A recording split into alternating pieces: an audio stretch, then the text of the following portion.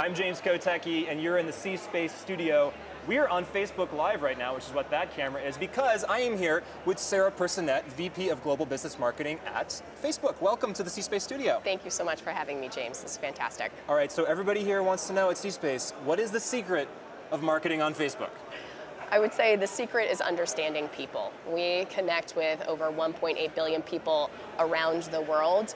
And for brands and businesses to really understand who they want to talk to and connecting with them in an authentic way at scale and being able to drive real business results is what the Facebook and Instagram platform provide each and every day.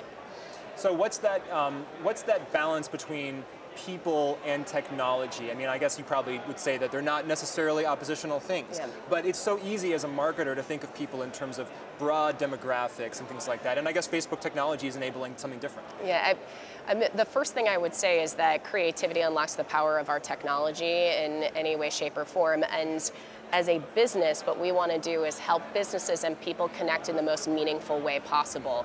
And one of the ways that you can do that is through advertising on Facebook or advertising on Instagram. The technical component of that is that you can do it fast, you can do it accurately, you can do it on the click of your mobile phone, and being able to connect to those audiences in real time and be able to understand the business results based on your business objectives, whether you are a small business or you are a large business.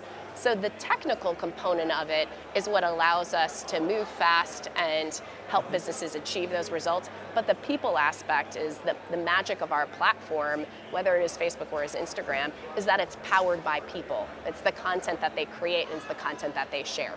Is there a specific example that you like to think about as far as that shows that kind of person side of what you're doing? Well, one thing that's caught my attention, I think, this past season is destination gardens. So anytime I think about innovative ideas, quick ideas, and meaningful performance on the platform, I love the examples that small businesses bring to the table. In Destination Gardens, what they wound up doing is just hacking together some short mobile videos that allow you to see the full value of their product proposition, and they were able to sell out of their products both on Facebook as well as in store. So you're starting to really see that conversion between online and offline happening around the world. Is video really the be-all, end-all for Facebook, or is it still a good idea to kind of for people to have the full range of ammunition, if you will, from like a blog post, infographics, images, everything else like that? Because obviously, when I think about my feed, for example, it's chock-a-block with video, because I'm clicking on all that video, I'm watching it. Yeah, it's a great question. I think the transition that we've seen over the course of the last even 8 years, we started out in the first few years being primarily text-based in your feed. Then we migrated towards more photography. And now what we're seeing is people, really driven by consumer habits, starting to create more, share more, and connect with people and connect with businesses through the immersive canvas of video. So is it the end-all and be-all? I believe that over the course of the next few years, we're going to see video consumption only continue to increase. If you look back at the last few years, what's really interesting is that both the world, our company, and businesses at large have become mobile first. Yeah. And what I think we're going to see for both 2017 and beyond is that mobile now is becoming video first and really putting the power of the curator and the creator in the palm of your hand with mobile. Does mobile to you as a business, from a business perspective, does it always mean a screen, or does it mean the same kind of screen that I have on my regular kind of candy bar phone, or is that going to evolve as we go through time? Are mobile screens going to evolve? Meaning that... Our mobile devices, is the experience of being on a mobile device, I should say, is that going to be different in the next 5 years? And how are you thinking about that from a business and marketing perspective? That's a great question. I wish I had a crystal ball on exactly where mobile technology will go in the next 5 years. That's exactly right. But if I were to think about mobile in general, I think what we're seeing is certainly the growth of smartphones has dramatically increased. In 2008, there were 140 million smartphones in the world. At the close of 6 months ago, there were over 2 billion smartphones in the world. And that's just smartphones, that's not feature phones. When you think about feature phone technology, it only continues to increase in complexity and smartness, right? And then when you think about the connection that mobile will bring to people to bring them online around the world is also extremely powerful and important. I was in Africa at the end of August, talking to them about how they're not just a mobile-first continent, but they're actually almost a mobile-only continent, where the next billion people that will come online solely through mobile. So what the device looks like and what the screen looks like, I'm sure we will continue to see amazing innovation come out of a variety of different hardware providers over the course of the next 5 years. But I think that the mobility component of it, the speed, the memory, the editing capabilities, just the computing power of what sits in our pocket, and the personalization and control that sits in our pocket will only continue to increase and become more important. It's almost like everything you can do on a desktop, plus a lot more, because Correct. you have the location-based element to it. That's exactly right. And that's what I think democratizes creativity, it democratizes business, it democratizes distribution and production in a really powerful way, which will be an interesting trend to see over the course of the next few years.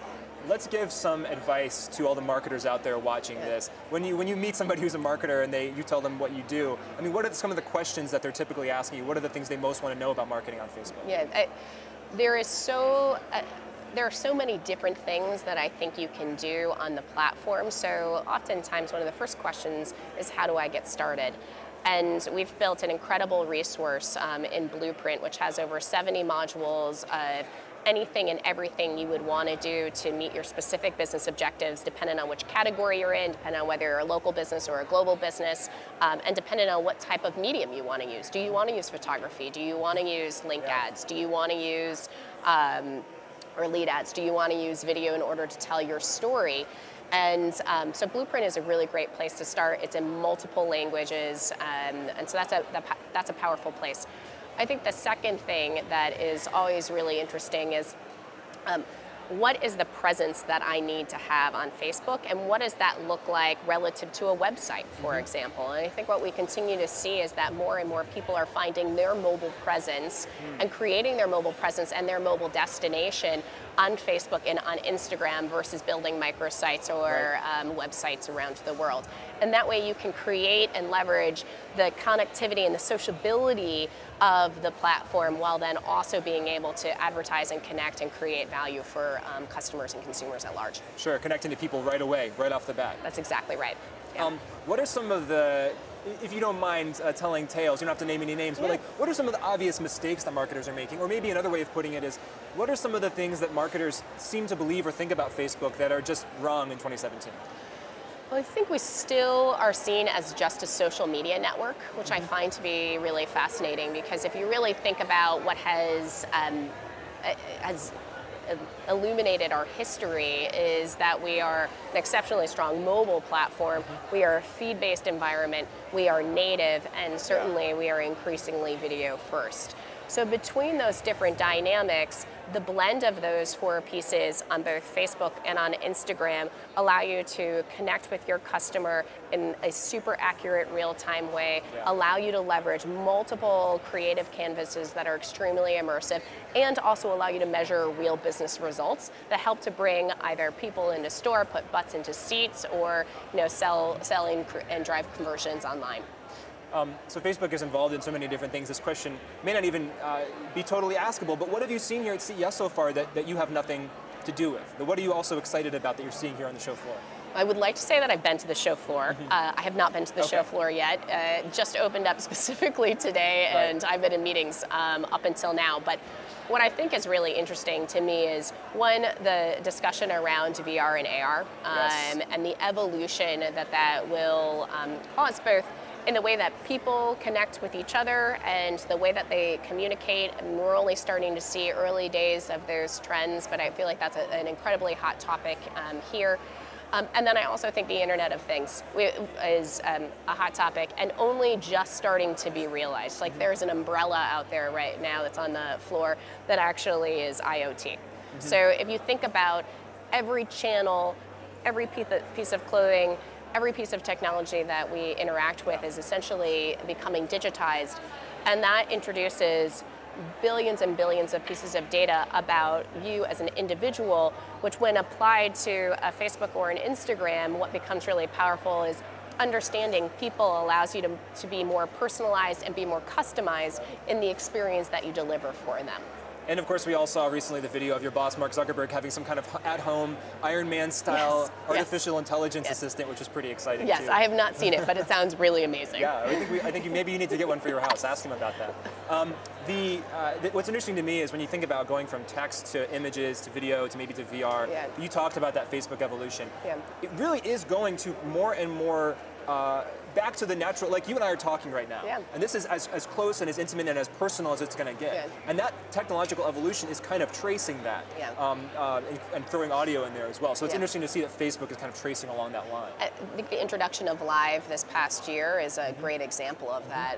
Real, authentic communication and connections, people to people, where you are with them as they broadcast, as they tell a story, as they bring you into their home.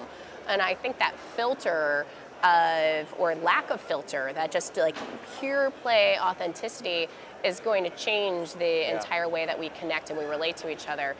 VR, obviously a little bit further down the pipeline in terms of, I think, scalability. But today, even the brands and the people and the filmmakers we see experimenting with 360 is another great example of just that immersion and that richness that you can get from a mobile device and that you can get from this canvas. Great. Final thoughts on 2017? Final thoughts on 2017. I am excited for a peaceful year. I am excited for a year filled with lots of love and hope in particular. And I think as it relates to Facebook and Instagram and messaging, I think there's going to be a huge investment that we continue to make in video. We're going to make a huge investment in continuing to make it easy for businesses to be able to connect with people. We're going to focus on measurement in order to make sure that you can measure real business results. And I think messaging will continue to take off. So a message of love and hope from Facebook's Sarah Personette. Thanks so much for joining me in the C-Space studio, and you should keep it locked right here for more great C-Space content.